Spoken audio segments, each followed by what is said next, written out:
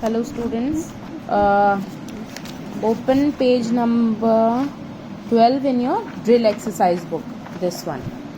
Okay, in this video we will study some exercises.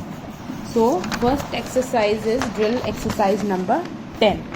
Let's read the first question. Which of the following group of fractions are equivalent fractions and which are not? तो सबसे पहले हम देखेंगे कि equivalent fractions क्या होते हैं. सी students, equivalent fractions वो होते हैं जिनको सिंप्लीफाई करके वैल्यू सेम आती है. फॉर एग्जांपल हम फर्स्ट फ्रैक्शन देखते हैं. First part 2/5, 4/10, 6/15, 8/20, 16/40, 12/30 and 20/50. तो अगर आप इसको सिंप्लीफाई करो 2/5 को, तो ये और सिंप्लीफाई नहीं हो सकते. ये ऑलरेडी सिंप्लीफाइड है क्योंकि इसमें न्यूमरेटर और डिनोमिनेटर किसी भी कॉमन नंबर से डिवाइड नहीं हो रहे. 4/10 किससे डिवाइड हो रहा है? 2 से.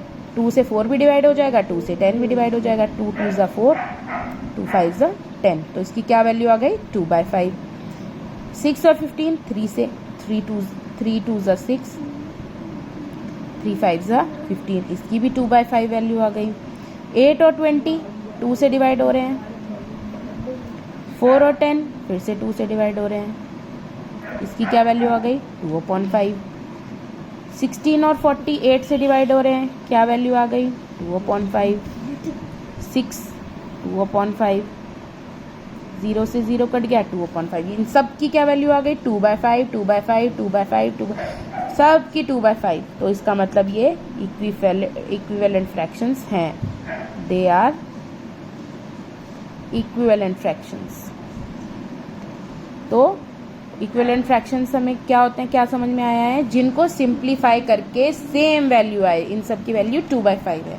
अब अगर हम अपनी बुक में देखेंगे तो इसमें सबकी वैल्यू 2/5 आ रही है, इसीलिए इक्विवेलेंट है. इसमें सबकी वैल्यू 1/3 आ रही है, तो ये इक्विवेलेंट है. इस वाले थर्ड पार्ट में सबकी वैल्यू सेम नहीं आ रही है. 7/10, इसको अगर हम काटें ये किससे कट जाएगा? 2 से कट जाएगा. 7/15 ये किससे कटेगा? किसी से भी नहीं कटेगा. तो इसका मतलब ये नॉन इक्विवेलेंट है. अगर इनकी वैल्यू सेम नहीं आ रही तो ये सब नॉन इक्विवेलेंट है. ठीक है स्टूडेंट्स, अगर हमें नेक्स्ट 4 इक्विवेलेंट फ्रैक्शंस निकालने हैं तो हम क्या करते हैं? फ्रैक्शन, अगर कोई भी हमें फ्रैक्शन दिया है, जैसे अगर हमें एग्जांपल दे रही हूँ 2/3 के इक्विवेलेंट फ्रैक्शन निकालने हैं, तो हम क्या करेंगे? ऊपर नीचे किसी भी कॉमन नंबर से मल्टीप्लाई कर देंगे. तो पहला इसका क्या आ जाएगा? 2 2 ज़ा 4, 3 2 ज़ा 6. पहला इक्विवेलेंट फ्रैक्शन मिल गया. फिर 3 से कर दो ऊपर नीचे, ऊपर भी 3 से, नीचे भी 3 से. 2 3 ज़ा 6/3 3 ज़ा 9. किसी भी नंबर से कर दो पर सेम होना चाहिए. सेम होना चाहिए. न्यूमरेटर और डिनोमिनेटर दोनों को सेम नंबर से करना है मल्टीप्लाई. तो ये सारे जो फ्रैक्शंस हैं ये किसके इक्विवेलेंट आएंगे? 2/3 के. तो अगर जैसे ये क्वेश्चन है सेकंड वाला, आपको इक्विवेलेंट फ्रैक्शंस निकालने हैं तो आप मल्टीप्लाई कर दो ऊपर नीचे, आपको मिल जाएगा. ठीक है. लोएस्ट टर्म मैंने आपको सिखा दिया है सिंपलेस्ट फॉर्म में कैसे निकालना है. Next is mixed fractions and improper fractions. Students, see what are proper fractions. Proper fractions, सबसे पहले हम देखेंगे proper fractions क्या होते हैं. आपने शायद पिछली क्लास में भी पढ़ा होगा proper fractions क्या होते हैं. proper fractions होते हैं जिसमें न्यूमरेटर डिनोमिनेटर से छोटा होता है. किसी भी फ्रैक्शन में, फॉर एग्जांपल 1/5, 2/3, 3/7, ये सारे प्रॉपर फ्रैक्शंस हैं. ओके. अब आते हैं हम इम्प्रॉपर फ्रैक्शन. इन सब में देख रहे हो ना, न्यूमरेटर जो है डिनोमिनेटर से छोटा होगा हर एक में. इम्प्रॉपर फ्रैक्शंस में उल्टा हो जाता है, डिनोमिनेटर छोटा हो जाता है न्यूमरेटर से. इसमें न्यूमरेटर बड़ा होगा हमेशा डिनोमिनेटर से. ओके.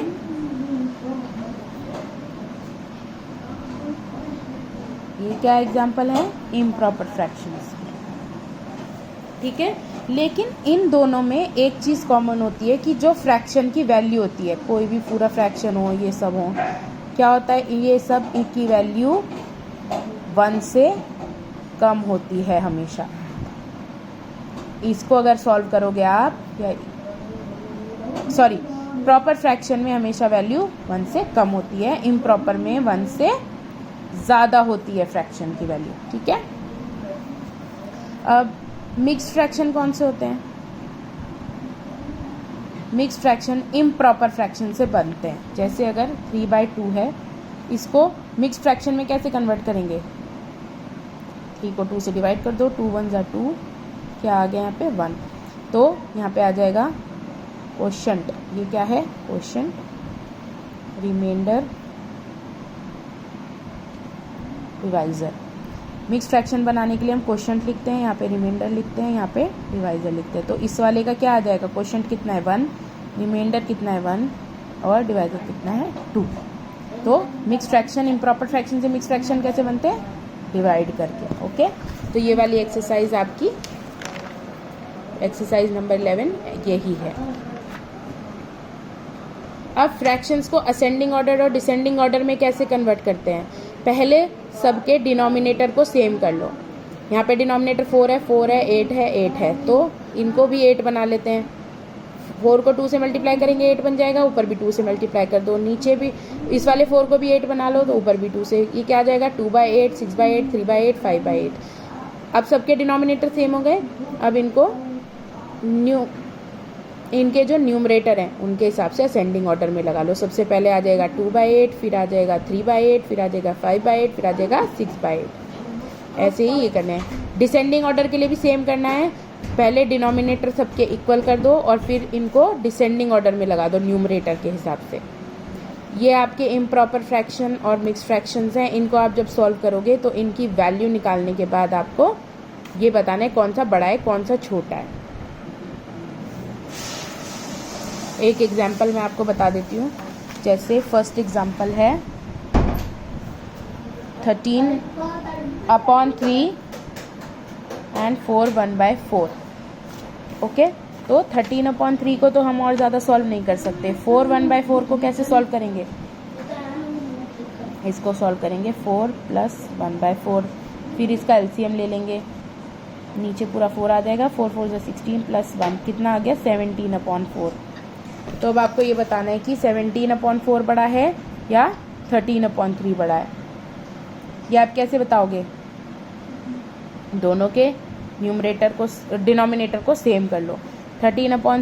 अगर इनके डिनोमिनेटर सेम करने के लिए नीचे इसको 4 से मल्टीप्लाई कर दो, इसको भी, और यहाँ पे जो 17/4 आया है इसको 3 से मल्टीप्लाई कर दो, तो ऊपर भी 3 से कर दो।